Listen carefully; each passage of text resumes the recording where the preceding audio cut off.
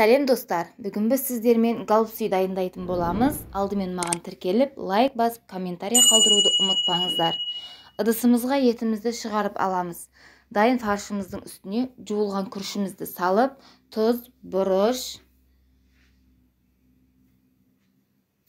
томатымызды, жуылған, туралған пиязымызды саламыз. Жақсылап араластырып,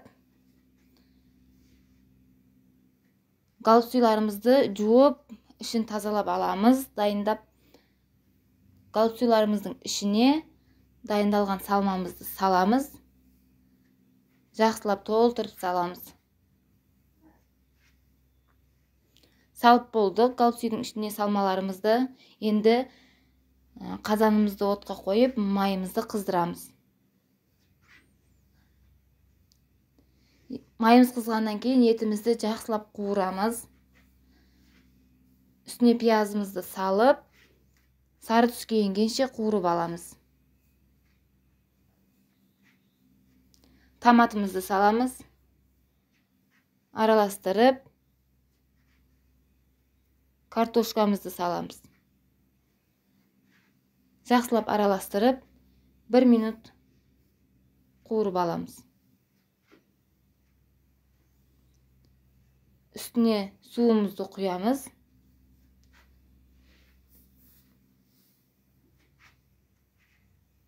Қазанның қақпағын жауып, қайнағанша күтеміз енді.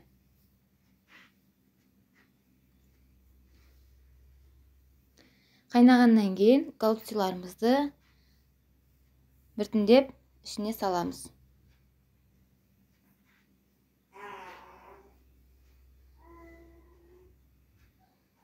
Қазанның қақпағын жауып, тағы да қайнауын күтеміз.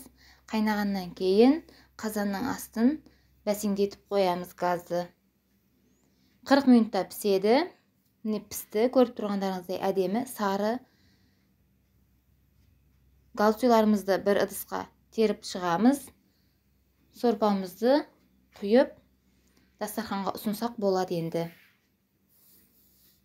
Рецепт ұнаған болса, лайк басып, тіркеліп, комментарий қалдыруды ұмытпаңыздар. Менімен болғандарыңызға рахмет. Басқа да видеоларымды көріп, лайк басып, тіркеліп кетіңіздер.